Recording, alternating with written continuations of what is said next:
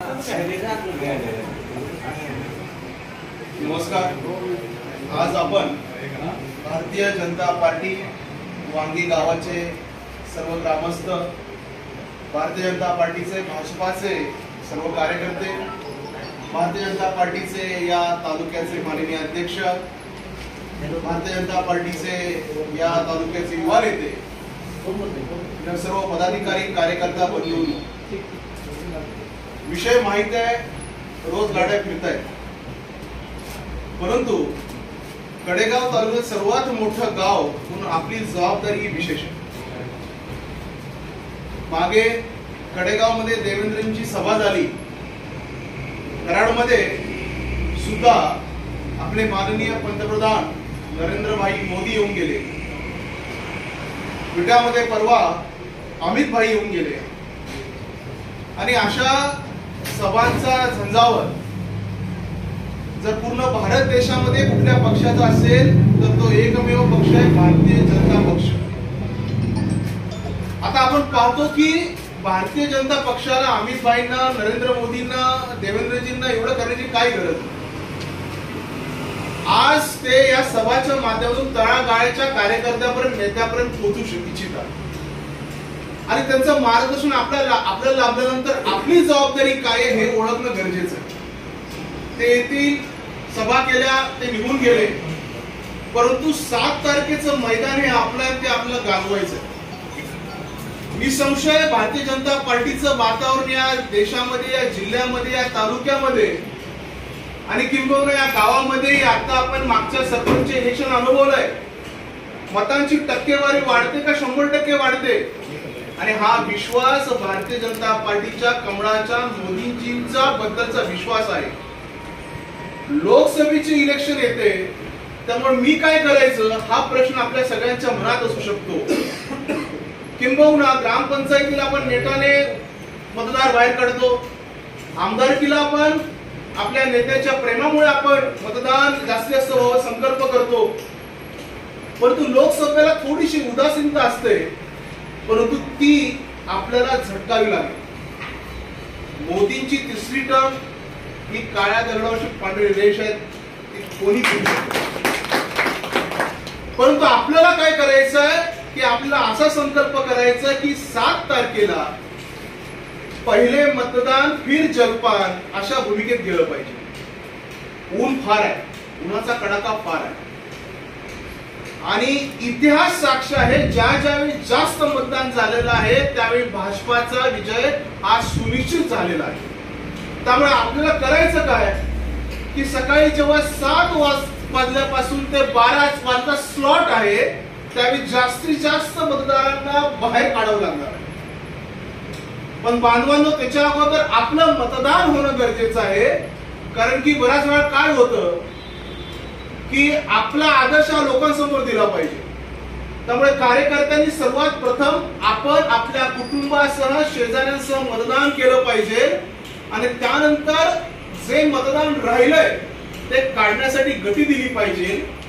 कारण की उदासीनता झाली आणि मतांचा टक्केवारीमध्ये फरक पडला तर कदाचित लीड मध्ये घोळ होईल आणि मी अशासाठी म्हणतोय आपल्या लीड मध्ये घोळ करून चालणार नाही, कारण की 6 महिन्यानंतर आपल्यासाठी आणीबाणीची परिस्थिती येणार आहे। आपल्याला सन्माननीय भावना या ठिकाणी आमदार होऊन पाहिजे आहे आणि ही लोकसभेची ट्रायल आहे की विधानसभेमध्ये आपल्याला कितीचं लीड मिळतंय। भाजपवाले फार शार्प आहेत नेते मंडळी, आज 24 वर्षाला त्यांचा माझा परिचय आहे।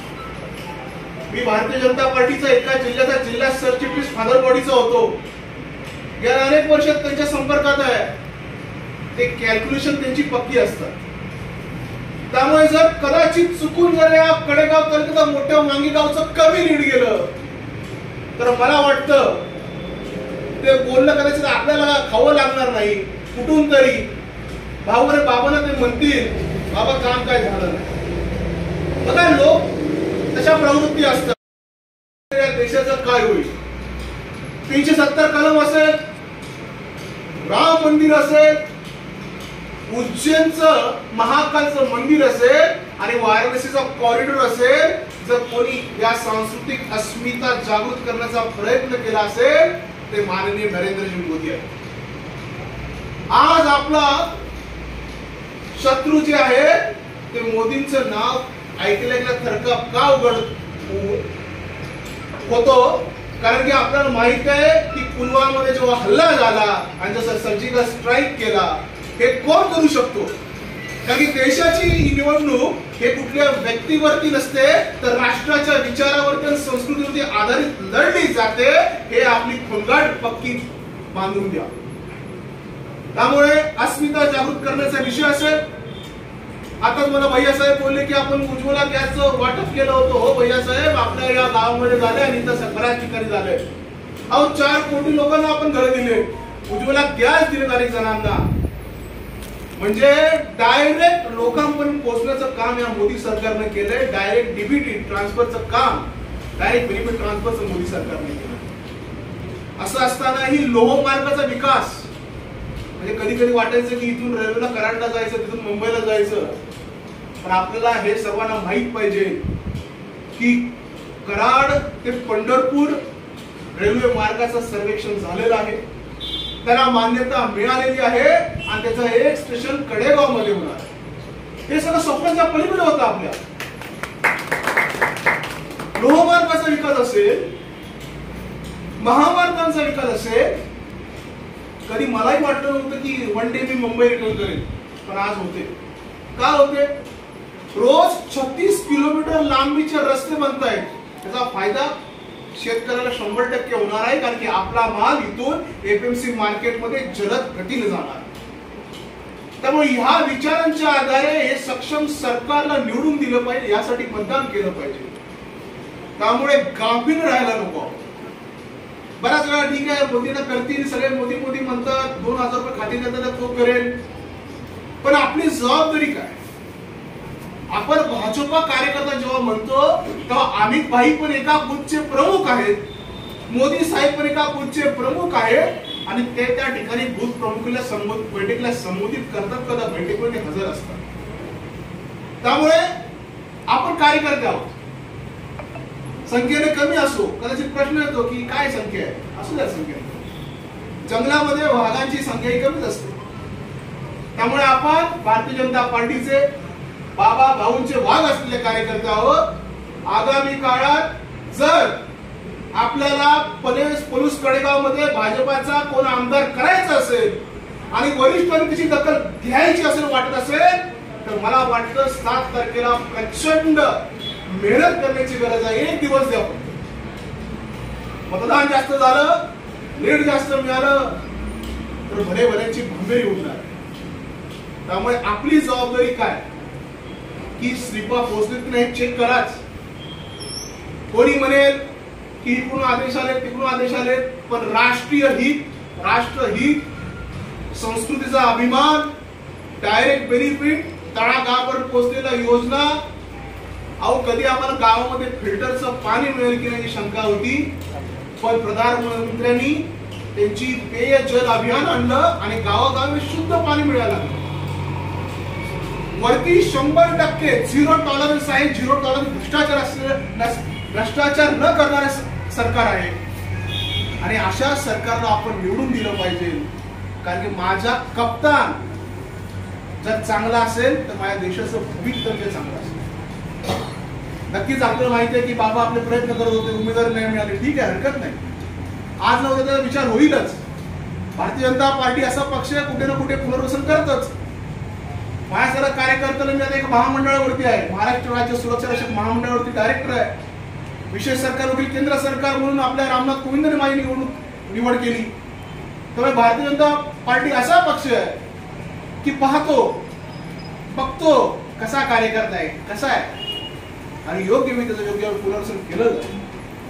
मागच्या वेळी काही नसताना आपल्या बाबांना आमदार केलंच होतं, भाऊंना पदवीचं तिकीट दिलं होतं आणि आगामी काळातही आपल्यासाठी संधी आहे. आणि जेव्हा वांगी म्हणजे हार्ट आहे, कोणाचं तरी हार्ट आहे, त्याचे कारखाने असतील वांगी त्यांचं हार्ट आहे, पण वांगी जर धक्का लागला तर तो धक्का कोणाला सहन होता. त्यामुळे वांगीतून गेलेलं लीड हे बाबांना आणि भाऊंना गेलेलं लीड आहे. या भावनेतून आपण काम केलं पाहिजे.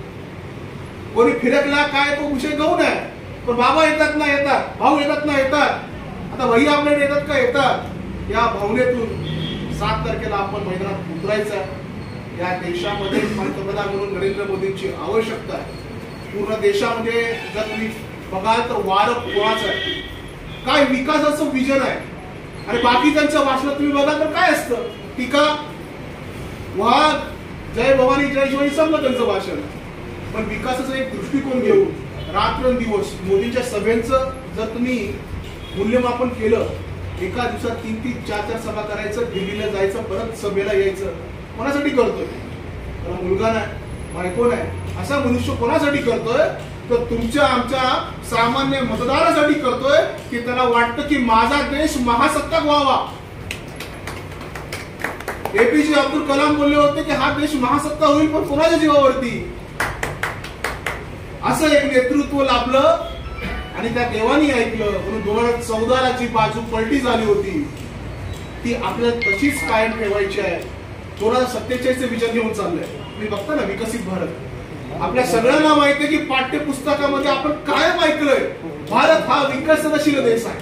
ऐकलं सगळ्यांनी, भारत हा विकसनशील देश आहे. पण पहिल्यांदा एक पंतप्रधान म्हणतो 2047 साली तो स्वप्न पाहतोय की हा विकसित राष्ट्र होईल, विकसित देश होईल. त्यामुळे हे जर स्वप्न गाठायचं असेल तर मला वाटतं प्रत्येक मत हे कमळाला गेलं पाहिजे. आणि लोकांची इच्छा तशीच आहे, फक्त जवळ जाण्याची गरज आहे. प्रेमाने जवळ जा, मतदारांना सांगा, ते म्हणतील आम्हालाही कमळाला द्यायचं आहे. काहीच्या अडचणी असतील, पण मतदार केंद्रावरती तोच कार्यक्रम करेक्ट होणार आहे जो मोदीजींना अपेक्षित आहे. आणि लक्षात ठेवा, ही ट्रेन आहे, ही विकसित भारताची ट्रेन आहे. तुम्ही नाही आला तरी ती ट्रेन जाणार आहे. त्यामुळे आपलं काम आहे की त्या ट्रेन मध्ये चढायचं जी 2047 साली विकसित भारताला महान बनवण्याचं स्वप्न घेऊन चालले. उद्या जर कोणी विचारलं तर तुम्ही या लढ्यामध्ये होता का, तो लोक म्हणतील हो होता.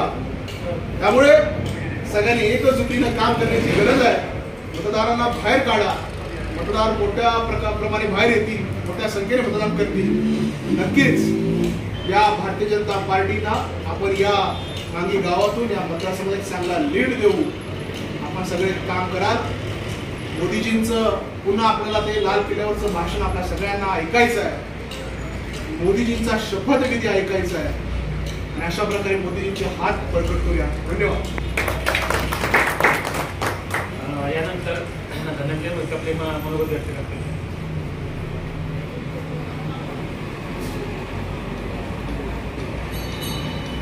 आज आपण सांगली लोकसभा निवडणुकीच्या निमित्तानं आदरणीय भैयासाहेब यांच्या मार्गदर्शनाखाली एकत्र आलेलो आहे. तर इतिहास आपल्या सर्वांना माहिती आहे. सांगली लोकसभेसाठी आपण विनोदराज बाबांच्यासाठी अतिशय सर्वच मतदारसंघातील लोकांनी प्रयत्न केले, उमेदवारी मिळाली, परंतु आपल्याला त्या ठिकाणी उमेदवारी मिळाली नाही. त्यामुळे थोडीशी नाराजी आपल्या कार्यकर्त्यांच्यामध्ये नक्कीच आहे. तरी परंतु भारतीय देशाचे जे पंतप्रधान आहेत आदरणीय नरेंद्रजी मोदी आणि गृहमंत्री अमितजी शहा यांच्या माध्यमातून गेल्या 10 वर्षामध्ये भारताचा जो विकास झालेला आहे, प्रत्येक क्षेत्रात विकास झालेला आहे. त्यामुळं उमेदवार कोण आहे याच्याकडे न बघता आपल्याला या ठिकाणी नरेंद्र मोदी पुन्हा पंतप्रधान झाले पाहिजे हा एकमेव अजेंडा घेऊन आपल्याला येत्या 7 तारखेला आदरणीय संजय काका पाटील यांना कमळाच्या चिन्हावर बटन दाबून त्यांचा क्रमांक आहे 3. तर सर्वच कार्यकर्त्यांनी कसलीही कोण काय म्हणतंय, कोणाचं काय म्हणणं आहे, कोणाचा संदेश काय आहे याचा विचार न करता जेवढे मतं आपली विरोधात जातील तेवढं आपल्याला भविष्यात अडचण येणार आहे. येणाऱ्या 6 महिन्यात आपल्याला भावना भारतीय जनता पक्षाकडून उमेदवारी मिळणार आहे. त्यामुळं आता जर आपण विरोधात मतदान केलं किंवा तसा कोणाचा विचार असेल तर तो आपल्या मनातून काढून टाका. आपण कराच मतदान कमळाला. त्याचबरोबर आपल्या संपर्कातील जे मतदार आहेत, आपल्या पक्षाचे असतील, विरोधी पक्षाचे असतील, परंतु आपले मित्र आहेत, त्यांना नरेंद्र मोदी आणि अमित शहा यांच्या कार्याची सर्व माहिती देऊन त्यांच्या माध्यमातून आपण बरीच कामं झालेली आहेत. घरकुल योजनेमधून घरं असतील, पुन्हा PM किसान योजना असेल किंवा महाराष्ट्र शासनाने आता योजना चालू केल्या वर्षाला 6,000 रुपये, नंतर महिलांच्यासाठी जी योजना असतील, सगळ्या योजनांची माहिती देऊन जास्तीत जास्त मतदारांपर्यंत पोहोचून कमळाच्या चिन्हावर त्यांना बटन दाबून संजय काका यांना निवडून देऊन पुन्हा एकदा तिसऱ्यांदा आपल्याला नरेंद्र मोदी यांना पंतप्रधान करायचं आहे. आणि हे सगळं करत असताना आपले नेते बाबा असतील, भाऊ असतील, यांनी जो निरोप दिलेला आहे किंवा सांगितलेलं आहे की आपल्याला कमळाचंच काम करायचं आहे, तर ते करून त्यांचं हात बळकट करण्यासाठी आपण सर्वांनी येणाऱ्या 7 तारखेला मंगळवारी कमळाच्या बटनावर मतदान करून भारतीय जनता पक्षाला विजयी करावं असं मी या ठिकाणी सांगतो आणि थांबतो. धन्यवाद.